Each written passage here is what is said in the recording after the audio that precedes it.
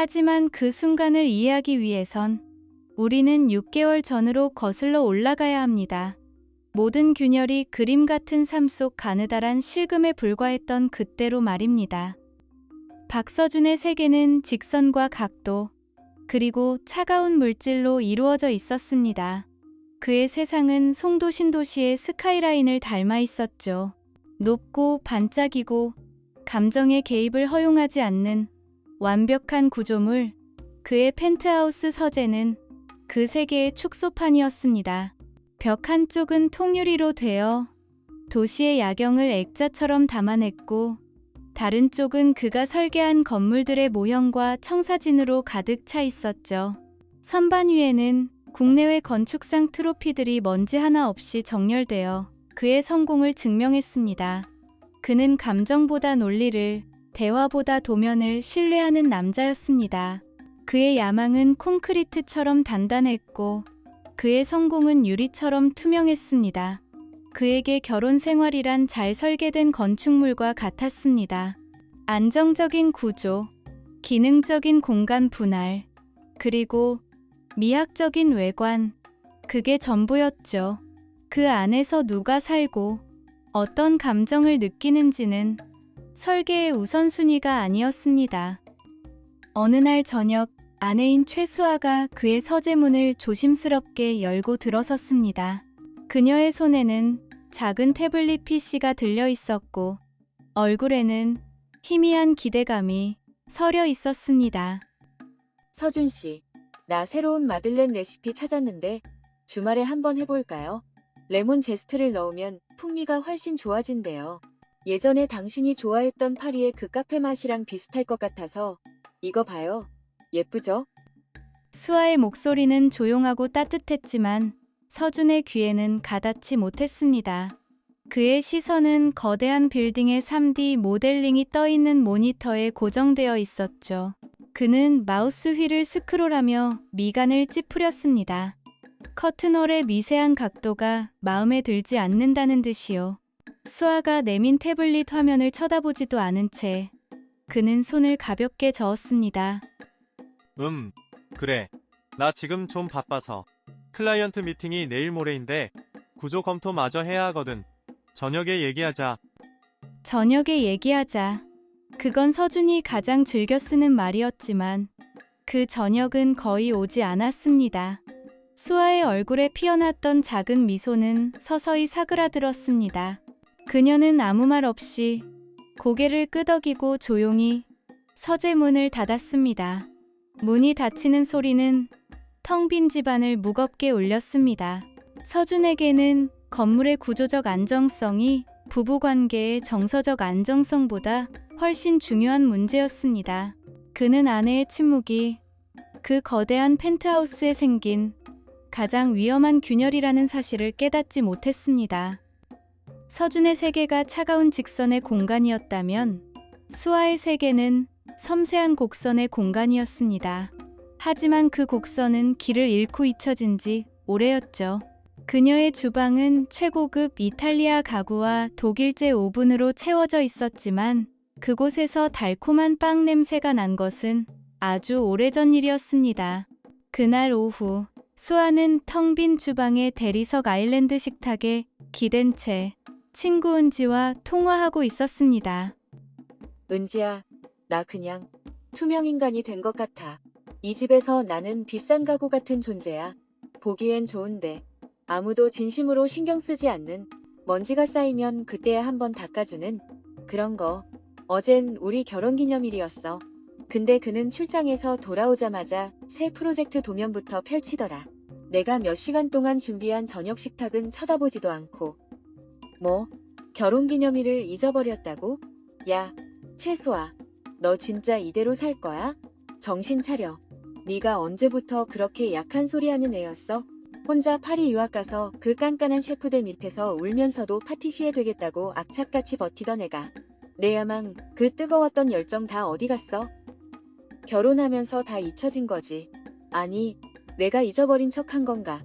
서준 씨는 내가 오븐 앞에서 밀가루 뒤집어 쓰고 있는 것보다 자기 옆에서 조용히 웃어주는 걸 더 좋아하니까. 완벽한 건축가의 완벽한 아내. 그게 내 역할인 줄 알았어. 파리에서 셰프님이 내 크루아상을 보고 그랬는데, 수아, 내 손끝에는 사람을 행복하게 만드는 마법이 있다고.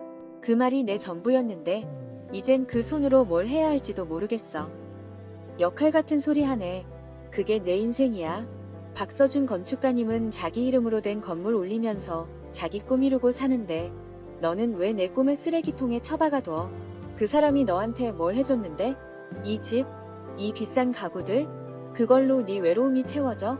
네가 포기한 게 뭔지 그 사람은 알기나 할까? 아니, 더 텅 빈 기분이야. 모든 게 완벽하게 갖춰져 있는데 정작 내 자리는 없는 느낌. 그냥 이 집의 장식품이 된 것 같아. 말도 없고 감정도 없는. 그럼 다시 찾아. 내 자리를. 네 손으로 직접 뭔가를 만들어. 네가 행복했던 순간을 기억해봐. 네 손끝에 있던 그 마법을 다시 찾아내란 말이야. 빵이든 쿠키든 아니면 다른 뭐든. 제발 너를 위한 걸 좀 해. 잊혀진 너를 다시 꺼내란 말이야. 지금 당장. 통화가 끝나고 수아는 한동안 움직이지 않았습니다. 친구의 날카로운 말이 심장을 찔렀지만 동시에 잊고 있던 무언가를 깨운 듯 했습니다. 그녀는 습관처럼 서준 앞으로 온 우편물들을 정리하기 시작했습니다. 건축 전문 잡지, 해외 설계사무소에서 온 카탈로그, 그리고 각종 청구서들. 그녀는 그 차갑고 네모난 종이들을 무심하게 쓰레기통으로 밀어 넣으려던 참이었습니다. 바로 그 순간 그 종이 더미 속에서 유독 다른 질감의 종이 한 장이 팔랑거리며 떨어져 나왔습니다. 그것은 차가운 대리석 바닥 위로 소리 없이 내려앉았죠. 두꺼운 크라프트지에 인쇄된 그것은 인천의 오래된 예술가 거리에 위치한 한 고급도의 공방의 초대장이었습니다. 물레 위에서 부드럽게 돌아가는 흙덩이를 섬세하게 만지는 손의 사진, 그리고 그 아래에 적힌 문구가 수아의 눈에 들어왔습니다. 당신의 손으로 빚어내는 세상, 단 하나뿐인 이야기. 수아는 허리를 숙여 그것을 집어들었습니다. 차가운 대리석과 대조되는 종이의 따뜻하고 거친 감촉. 그녀는 자신도 모르게 그 사진을 손가락으로 쓸어보았습니다. 흙의 서늘하고 부드러운 감촉이 종이 너머로 느껴지는 듯 했습니다. 이것은 단순한 취미생활 안내가 아니었습니다. 그것은 탈출구처럼 보였습니다. 잊고 있던 자신의 손을 다시 사용할 기회, 온전히 자신만의 것을 창조할 수 있는 가능성, 10년 넘게 잠자고 있던 창작의 욕구가 잊혀진 줄 알았던 그녀의 야망이 아주 작게, 그러나 분명히 꿈틀거리기 시작했습니다. 여러분이라면 어떻게 하시겠습니까? 그저 또 다른 광고지라 생각하고 버리시겠습니까? 아니면 어둠 속에서 내민 가느다란 동아줄이라고 믿고 잡아보시겠습니까? 수아는 그 종이 한 장을 꽉 쥐었다. 그녀는 알지 못했다. 그날 그녀가 공방에 들어서기로 한 그 결정이 단순히 흙을 빚는 것이 아니라 그녀의 운명 전체를 다시 빚어내는 일이 될 줄은. 다음 주 수아는 용기를 냈습니다. 그녀는 송도의 차가운 유리성을 빠져나와 오래된 벽돌 건물과 낮은 지붕들이 옹기종기 모여있는 인천의 한 예술가 거리로 향했습니다. 박서준의 세계와는 모든 것이 정반대인 곳이었죠. 공기는 흙냄새와 옅은 유향냄새, 그리고 오래된 나무의 냄새로 가득했습니다. 수아가 찾은 도예 공방은 낡은 창고를 개조한 곳으로, 삐걱이는 나무 문을 열자 따뜻한 햇살이 먼지 사이로 부서져 내리고 있었습니다. 안에는 저마다 자신의 세계에 몰두한 사람들이 물레를 돌리고 있었습니다. 선반에는 주인을 기다리는 수많은 도자기들이 놓여 있었습니다. 어떤 것은 완벽한 균형을 자랑했지만 어떤 것은 살짝 찌그러진 채 오히려 더 인간적인 매력을 뽐냈죠. 조용한 헌신과 창작의 열기로 가득한 공간. 수아는 마치 다른 행성에 불시착한 사람처럼 어색하게 서 있었습니다. 그녀의 값비싼 옷과 완벽하게 세팅된 머리는 그곳의 자유로운 분위기와 어울리지 않았습니다. 이곳의 편안한 무질서는 그녀가 사는 집의 강박적인 질서와 너무도 달랐습니다. 잠시 망설이던 그녀는 비어있는 물레 하나에 조심스럽게 자리를 잡았습니다. 하지만 그녀의 손은 기억을 잃은 듯 했습니다. 한때 설탕과 버터를 섬세하게 다루며 완벽한 모양의 케이크를 빚어내던 그 손이 축축하고 질퍽한 흙 앞에서는 길을 잃고 헤맸습니다. 중심을 잡으려 할수록 흙은 엇나가고 힘을 주면 무너져 내렸습니다. 흙탕물이 그녀의 하얀 블라우스에 튀었지만 그녀는 그것을 알아챌 경황도 없었습니다. 몇 번의 시도 끝에 그녀 앞에는 정체를 알 수 없는 흙더미만이 흉하게 남았습니다. 좌절감과 창피함에 얼굴이 붉어졌습니다. 이게 아닌데 왜 마음대로 안 되지? 바보같이. 바로 그때 따뜻하고 나지막한 목소리가 그녀의 등 뒤에서 들려왔습니다. 처음이시죠? 괜찮습니다. 흙은 거짓말을 안 해서 마음이 급하면 바로 알아채요. 주인 마음이 조급한데 자기가 먼저 모양을 갖출 리가 없죠. 흙도 인격이 있거든요. 오늘은 그냥 친해지는 시간이라고 생각하세요. 수아가 고개를 들자 그곳엔 공방의 주인이자 강사인 강지훈이 서 있었습니다. 그는 흙물이 튄 편안한 작업복 차림이었습니다. 서준의 날카로운 눈빛과는 다른 따뜻하고 깊은 눈으로 그는 수아의 실패작이 아닌 그녀의 손을 보고 있었죠. 그의 손은 투박했지만 길고 단단했으며 오랜 시간 흙을 만져온 예술가의 흔적이 가득했습니다. 지우는 수아의 옆에 앉아 아무 말 없이 흙덩이를 치워주고 새로운 흙을 물레 위에 올려주었습니다. 그리고는 그녀의 손위로 자신의 손을 가볍게 포겠습니다. 그의 손은 놀랍도록 따뜻했습니다. 힘을 빼고, 그렇죠. 그냥 흙이 가고 싶어 하는 길을 따라간다고 생각하세요.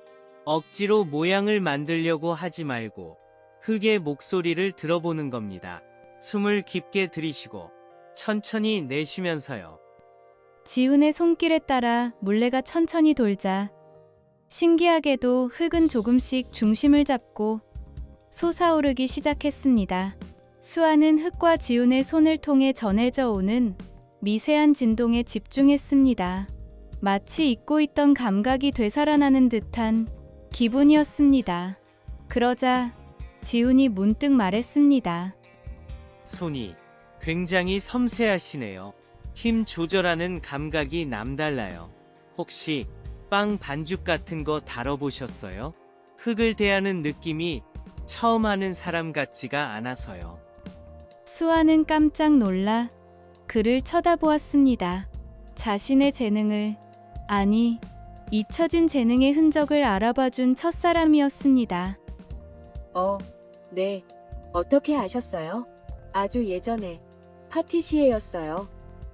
역시 손끝에 감각이 살아있어요. 그건 기술로 흉내낼 수 있는 게 아니거든요. 수아 씨는 장인의 손을 가졌네요. 정말이에요. 장인의 손, 남편에게서는 단 한 번도 들어보지 못했던, 아니, 그녀 스스로도 10년 넘게 잊고 살았던 자신의 가치를 확인시켜주는 말이었습니다.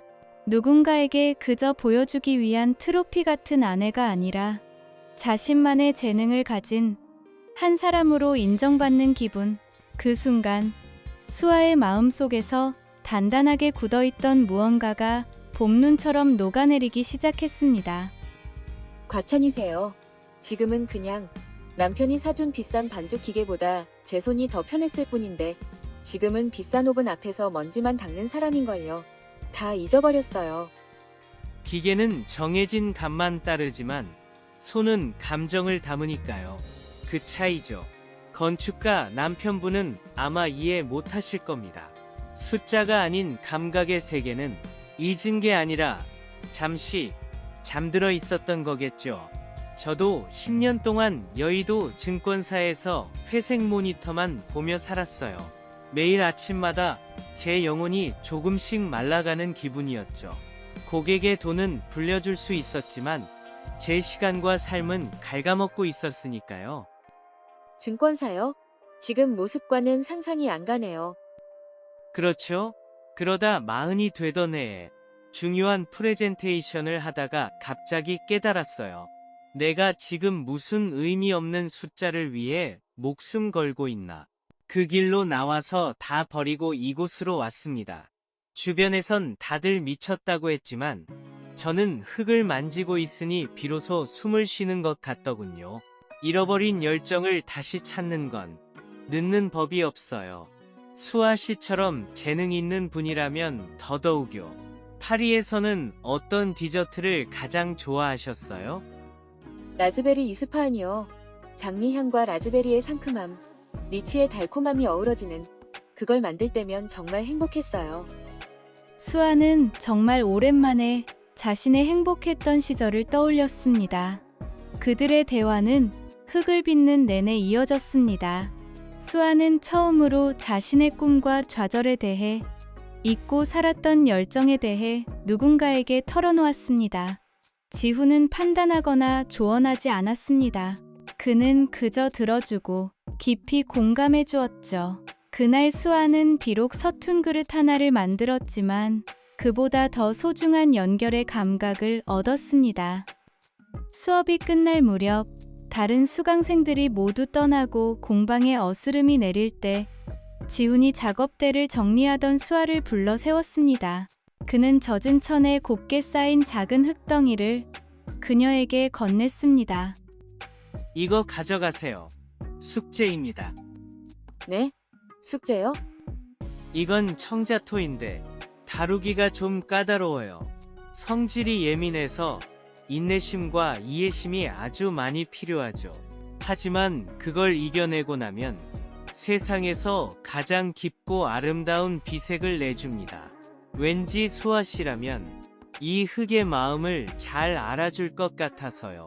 서두르지 말고 천천히 한번 다뤄보세요. 이 흙의 마음을 읽는데 성공하면 저한테 꼭 보여주세요. 수아 씨의 첫 번째 이야기가 궁금하니까요.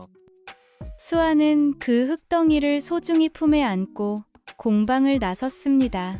10년 만에 처음으로 그녀의 손에 들린 것은 남편의 신용카드가 아니라 온전히 자신을 위한 무언가였습니다. 그 차가운 펜트하우스로 돌아가는 발걸음이 이상하게도 가벼웠습니다. 그날 밤 수아의 비밀은 더 이상 외로움이 아니었습니다. 그것은 다른 남자의 모습을 한 위험하고도 달콤한 희망이었습니다. 희망은 사람을 변화시킵니다. 때로는 위험할 정도로 눈부시게 말이죠. 최수아의 변화는 조용했지만 박서준처럼 모든 디테일에 집착하는 남자의 눈을 피할 수는 없었습니다. 어느 날 저녁, 서준은 드레스룸에서 외출 준비를 하는 아내의 뒷모습을 보았습니다. 늘 어두운 색의 단정한 옷만 고집하던 그녀가 목선이 부드럽게 드러나는 연한 산호색 원피스를 입고 있었습니다. 결혼 후 처음 보는 색깔이었죠. 그녀의 손톱 끝에는 늘 희미하게 흙물이 배어 있었고 머리카락에서는 그가 알지 못하는 흙과 풀잎의 냄새가 났습니다. 결정적으로 그녀는 콧노래를 흥얼거리기 시작했습니다. 설거지를 하거나 거실을 거닐 때 나지막이 흘러나오는 낯선 멜로디는 서준의 완벽한 정적을 깨뜨리는 불협화음처럼 느껴졌습니다. 그것은 행복의 증거가 아니라 통제 불가능한 변수의 등장이었습니다. 변화는 거기서 그치지 않았습니다. 일주일에 한 번이던 공방 방문은 2번, 3번으로 늘어났고 귀가 시간도 점점 늦어졌습니다. 처음에는 교통체증을, 다음에는 작품 마무리를 핑계댔지만 그 이유들이 쌓여 하나의 커다란 의심을 만들어내고 있었습니다. 서준은 마치 자신이 설계한 건물의 미세한 균열을 발견한 건축가처럼 불안하고 초조해졌습니다. 그의 완벽한 세계의 정체 모를 침입자가 생긴 것만 같았죠. 주말 저녁 두 사람은 말이 없이 식사를 하고 있었습니다. 식기 부딪히는 소리만이 차갑게 울리는 그들의 식탁에서 먼저 침묵을 깬 것은 서준이었습니다. 그는 와인잔을 내려놓으며 무심한 척 물었습니다. 이번 달 카드 명세서 봤어. 인천 아트 스튜디오에서 결제된 금액이 꽤 되던데 흙이 그렇게 비싼 건가? 아니면 뭐 특별한 재료라도 쓰는 거야? 그의 목소리는 평소처럼 차분했지만 그 안에는 날카로운 질문의 가시가 숨어 있었습니다. 회계 감사를 하듯 정확하고 빈틈없는 질문. 수아는 잠시 멈칫했지만 이내 태연한 표정으로 답했습니다. 아, 유약이랑 도구 같은 게 좀 필요해서요. 좋은 작품 만들려면 재료가 중요하잖아요. 당신도 늘 그러잖아요. 최고의 자재가 최고의 건물을 만든다고. 서준은 아내의 대답에 잠시 말을 잃었습니다. 그녀가 자신의 논리를 이용해 방어할 줄은 몰랐기 때문입니다. 예전의 수아라면 당황하며 변명부터 했을 겁니다. 그는 포크로 접시를 가볍게 두드리며 말을 이었습니다. 그 소리는 마치 신문관의 볼펜 소리처럼 들렸습니다. 작품이라. 당신이 만든다는 그거 나도 한번 보고 싶은데 언제쯤이면 당신의 그 위대한 작품을 감상할 수 있는 거지?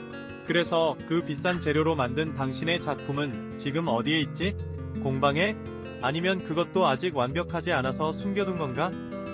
작품이라는 단어에 실린 냉소적인 뉘앙스를 수아는 놓치지 않았습니다. 그녀는 희미하게 미소 지으며 남편의 말을 받아쳤습니다. 그 미소에는 더 이상 주눅든 기색이 없었습니다. 아직 배울 게 많아요. 예술은 시간이 걸리는 법이니까요. 재촉한다고 되는 게 아니죠. 당신이 건물 하나를 세울 때처럼요. 기초공사가 중요하잖아요. 안 그래요? 완벽해지면 그때 보여줄게요. 당신이 만족할 만큼 완벽해지면요. 완벽이라는 단어. 그것은 서준의 세계를 지배하는 단어였고 이제 수아는 그것을 방패로 사용하고 있었습니다. 서준은 더 이상 아무것도 묻지 않았습니다. 하지만 그의 마음속 의심은 사라진 것이 아니라 더 단단하고 차갑게 응축되고 있었습니다. 그는 자신이 통제할 수 없는 미지의 변수가 그의 완벽한 설계도 안에 침입했다는 사실에 분노했습니다. 결정적인 순간은 며칠 뒤 아주 평범한 밤에 찾아왔습니다. 수아가 샤워를 하는 동안 그녀의 핸드폰이 침대 협탁 위에서 조용히 울렸습니다. 이전과 달리 그녀는 핸드폰을 항상 곁에 두었고 화면을 아래로 뒤집어 놓는 버릇이 생겼습니다. 그 작은 변화가 서준의 의심에 불을 지폈습니다. 그는 참을 수 없는 충동에 이끌려 핸드폰을 집어들었습니다. 잠금을 풀 필요도 없었습니다. 화면 위로 떠오른 알림 메시지 하나가 그의 눈을 사로잡았기 때문입니다. 발신자는 강 선생님이라고 저장되어 있었습니다. 오늘 만든 찻잔에는 정말 수아 씨의 영혼이 담겨 있었어요. 따뜻하고 솔직한 다음 수업이 기다려지네요. 영혼. 서준의 사전에는 존재하지 않는 단어였습니다. 그의 세계는 콘크리트와 유리, 강철과 숫자로 이루어져 있었지. 눈에 보이지 않는 영혼 따위가 끼어들 자리는 없었습니다. 따뜻하고 솔직한 서준은 지난 1년간, 아니, 결혼 생활 내내 아내와 그런 단어를 나눠본 적이 없었습니다. 그의 대화는 언제나 필요와 결과에 대한 것이었습니다.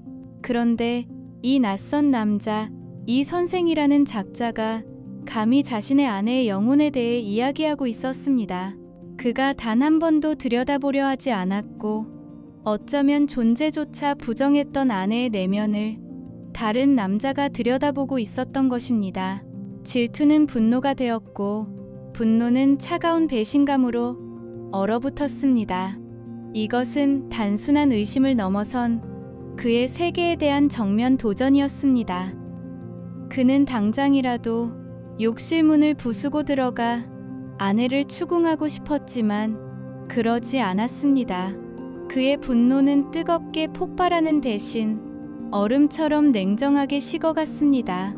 건축가로서의 본능이 감정을 억눌렀습니다. 그는 감정적인 대립이라는 부실 공사를 원치 않았습니다. 그에게 필요한 것은 명확한 증거, 반박할 수 없는 데이터, 그녀의 배신에 대한 완벽한 청사진이었습니다. 그는 조용히 핸드폰을 원래 자리에, 원래의 각도 그대로 내려놓았습니다. 그리고 자신의 서재로 들어가 컴퓨터를 켰습니다. 책상 위 결혼사진 속에서 수아는 행복하게 웃고 있었지만 그 미소는 이제 낯설게만 보였습니다. 그는 사진을 잠시 바라보다 이내 화면으로 시선을 돌렸습니다. 도시의 불빛이 통유리창 너머로 아득하게 펼쳐져 있었습니다. 그는 차가운 손가락으로 키보드를 두드렸습니다. 검색창에 입력된 단어는 단 3개였습니다. 사설탐정, 인천. 그는 망설이지 않았습니다.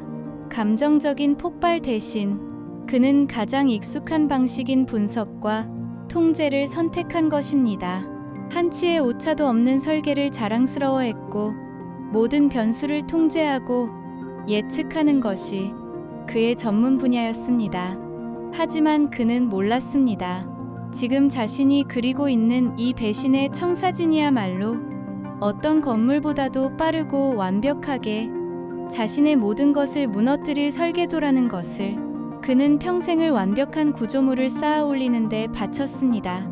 그리고 이제 그는 바로 그 치밀함을 이용해 자신의 집을, 자신의 결혼을 남김없이 허물어뜨릴 준비를 하고 있었습니다. 희망은 사람을 변화시킵니다. 때로는 위험할 정도로 눈부시게 말이죠. 최수아의 변화는 조용했지만 박서준처럼 모든 디테일에 집착하는 남자의 눈을 피할 수는 없었습니다. 어느 날 저녁, 서준은 드레스룸에서 외출 준비를 하는 아내의 뒷모습을 보았습니다.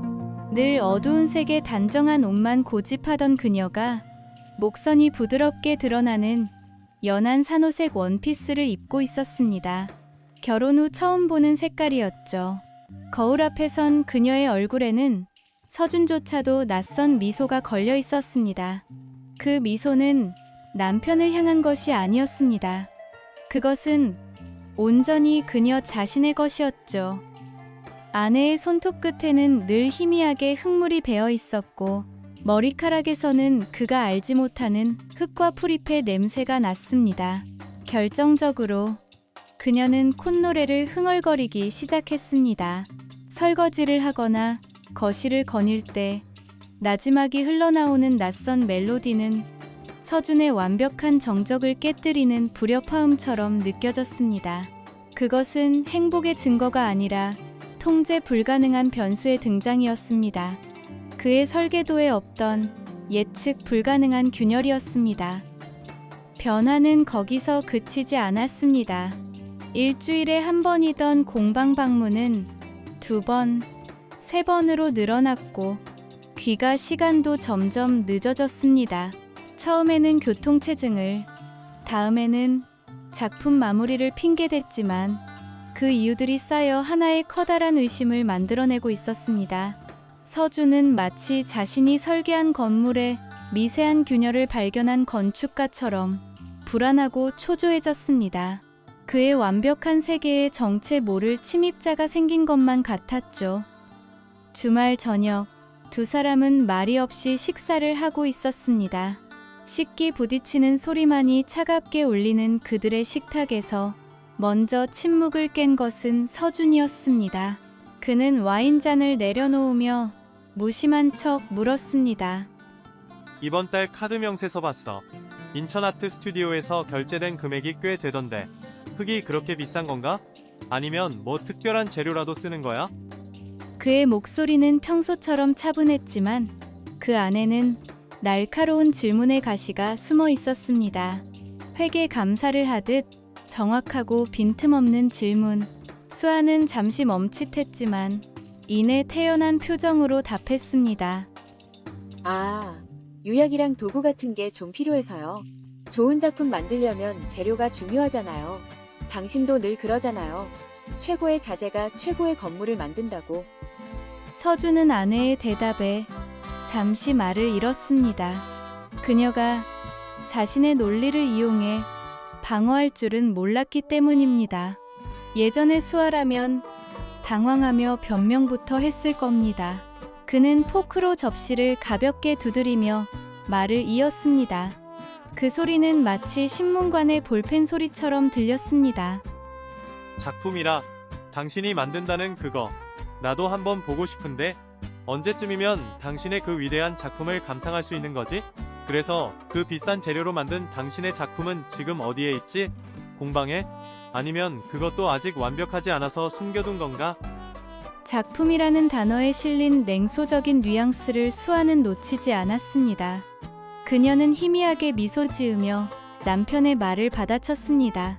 그 미소에는 더 이상 주눅든 기색이 없었습니다. 아직 배울 게 많아요. 예술은 시간이 걸리는 법이니까요. 재촉한다고 되는 게 아니죠. 당신이 건물 하나를 세울 때처럼요.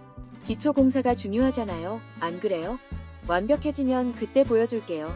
당신이 만족할 만큼 완벽해지면요. 완벽이라는 단어. 그것은 서준의 세계를 지배하는 단어였고 이제 수아는 그것을 방패로 사용하고 있었습니다. 서준은 더 이상 아무것도 묻지 않았습니다. 하지만 그의 마음속 의심은 사라진 것이 아니라 더 단단하고 차갑게 응축되고 있었습니다. 그는 자신이 통제할 수 없는 미지의 변수가 그의 완벽한 설계도 안에 침입했다는 사실에 분노했습니다. 결정적인 순간은 며칠 뒤 아주 평범한 밤에 찾아왔습니다. 수아가 샤워를 하는 동안 그녀의 핸드폰이 침대 협탁 위에서 조용히 울렸습니다. 이전과 달리 그녀는 핸드폰을 항상 곁에 두었고 화면을 아래로 뒤집어 놓는 버릇이 생겼습니다. 그 작은 변화가 서준의 의심에 불을 지폈습니다. 그는 참을 수 없는 충동에 이끌려 핸드폰을 집어들었습니다. 잠금을 풀 필요도 없었습니다. 화면 위로 떠오른 알림 메시지 하나가 그의 눈을 사로잡았기 때문입니다.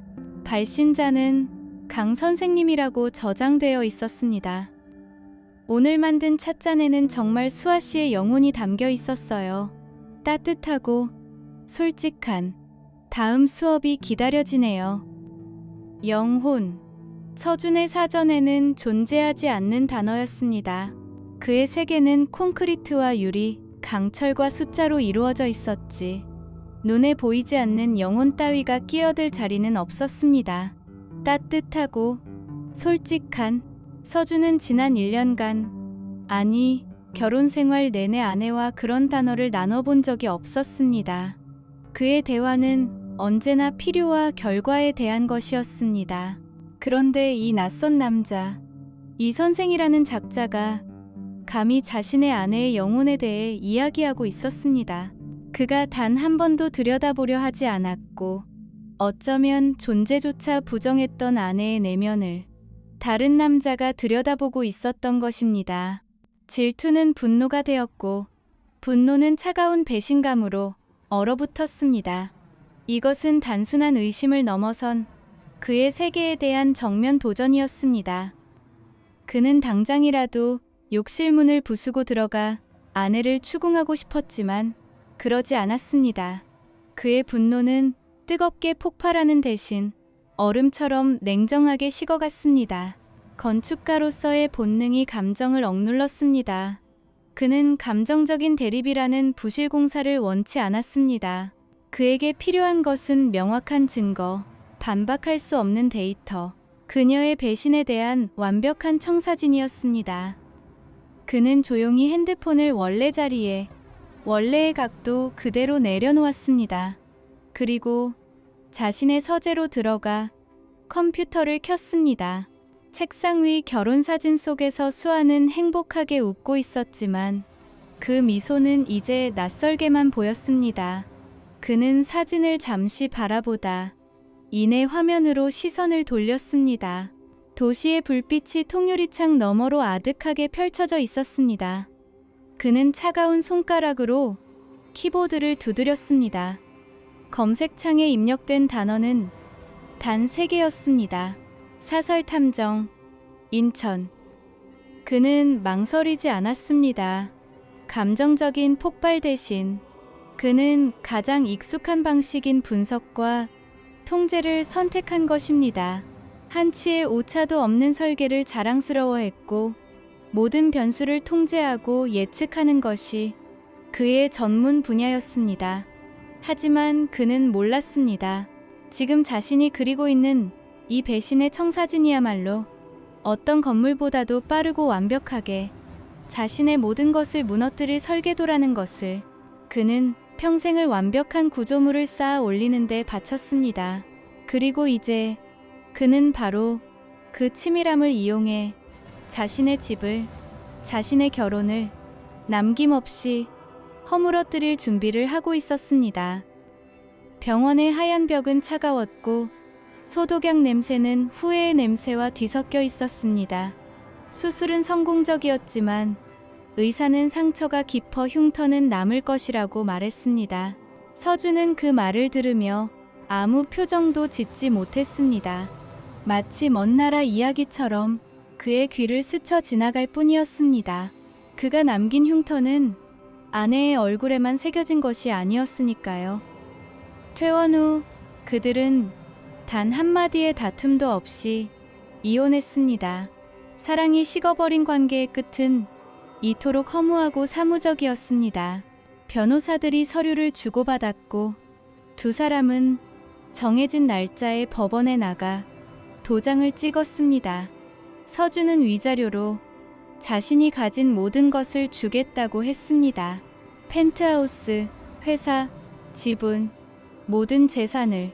수아는 아무것도 원치 않는다고 했습니다. 그저 자신의 이름 석자만 돌려달라고 조용히 말했습니다. 결국 합의하에 재산의 절반이 그녀에게 넘어갔습니다. 수아는 그 돈을 받은 날 말없이 집을 나섰습니다. 그리고 몇 달 뒤 서준은 자신의 모든 것이었던 건축 사무소를 매각했습니다. 업계에서는 갑작스러운 그의 은퇴에 대해 온갖 추측이 난무했지만 그는 아무에게도 해명하지 않았습니다. 그는 자신이 설계한 가장 완벽한 건축물이었던 그 텅 빈 펜트하우스에 스스로를 유폐했습니다. 한때 그의 야망을 상징했던 건축 모형들은 모두 치워졌지만 그것들의 빈자리는 거대한 유령처럼 서재를 맴돌았습니다. 어느 비 오는 밤, 서준은 통유리창 앞에 서서 도시의 야경을 내려다보고 있었습니다. 빗물이 유리창을 타고 흐르는 모습이 마치 누군가의 눈물처럼 보였습니다. 그는 그때 처음으로 자신의 목소리로 된 후회를 내뱉었습니다. 나는 모든 걸 가졌다고 생각했다. 완벽한 집, 완벽한 커리어, 그리고 완벽한 아내. 하지만 난 단 한 번도 그녀가 무엇을 원하는지 묻지 않았지. 그저 내가 생각하는 완벽을 강요했을 뿐. 내가 부순 것은 그녀의 얼굴만이 아니었다. 그녀의 영혼이었고 나의 모든 것이었다. 나는 건물을 세우는 법은 알았지만 관계를 쌓는 법은 몰랐던 거야. 단 한 번도. 시간은 흘렀습니다. 파괴된 모든 것 위로 먼지처럼 혹은 새싹처럼 시간은 공평하게 쌓였습니다. 1년 뒤 바다가 보이는 조용한 강릉의 한 동네에 쉼이라는 이름의 작은 공방이 하나 생겼습니다. 공방의 주인은 최수아였습니다. 그녀의 왼쪽 뺨에는 옅은 은색의 흉터가 남아 있었습니다. 그녀는 그것을 화장으로 굳이 가리려 하지 않았습니다. 어떤 사람들은 그 흉터를 보고 수군거렸지만 그녀는 더 이상 신경 쓰지 않았습니다. 그 흉터는 파국의 흔적이자 동시에 그녀가 자신의 삶을 되찾은 재생의 증표였기 때문입니다. 그녀의 곁에 강지훈은 없었습니다. 그는 몇 번이고 그녀를 찾아왔지만 수아는 정중히 거절했습니다. 그녀는 다른 누군가에게 기대는 대신 온전히 자신의 두 발로 서는 법을 배우고 있었습니다. 그녀의 공방은 화려하지 않았지만 그녀가 직접 만든 투박하고 따뜻한 그릇들과 화병들로 가득 차 있었습니다. 그곳에서 그녀는 아이들과 동네 사람들에게 흙 만지는 법을 가르치며 천천히 자신을 치유하고 있었습니다. 같은 해 가을, 서울의 한 허름한 주민센터, 문화강좌, 시끄러운 아이들과 아주머니들 틈에 어색한 옷차림의 한 남자가 앉아 있었습니다. 바로 박서준이었습니다. 한때 대한민국 건축계를 이끌던 그의 손은 이제 자신의 의지대로 움직여주지 않는 흙덩이 앞에서 헤매고 있었습니다. 물레가 돌자 흙은 속절없이 무너져 내렸습니다. 마치 몇 년 전 수아의 첫 모습처럼요. 주변에서 웃음소리가 터져 나왔지만 그는 화를 내지 않았습니다. 그는 그저 묵묵히 무너진 흙을 쓸어 모아 다시 중심에 놓고 또다시 물레를 돌렸습니다. 그의 손은 더 이상 완벽한 직선을 그리려 하지 않았습니다. 대신 흙의 미세한 떨림과 저항을 느끼려 애쓰고 있었습니다. 그는 예술가가 되려는 것이 아니었습니다. 그는 단지 배우고 있었습니다. 서두르지 않는 법을, 통제하는 대신 느끼는 법을, 그리고 자신의 손으로 깨뜨려버린 무언가를 아주 처음부터 천천히 다시 빚어내는 법을 말입니다. 두 사람이 다시 만날 수 있을지는 아무도 모릅니다. 어쩌면 그것은 중요하지 않을지도 모릅니다. 중요한 것은 가장 깊은 절망의 폐허 위에서도 재생은 시작될 수 있다는 사실일 겁니다. 오늘 이야기가 여러분의 마음에 작은 울림을 남겼기를 바랍니다. 공감하셨다면 구독과 좋아요로 저희에게 힘을 실어주세요. 여러분의 생각은 어떠신가요? 댓글로 자유롭게 남겨주시면 감사하겠습니다.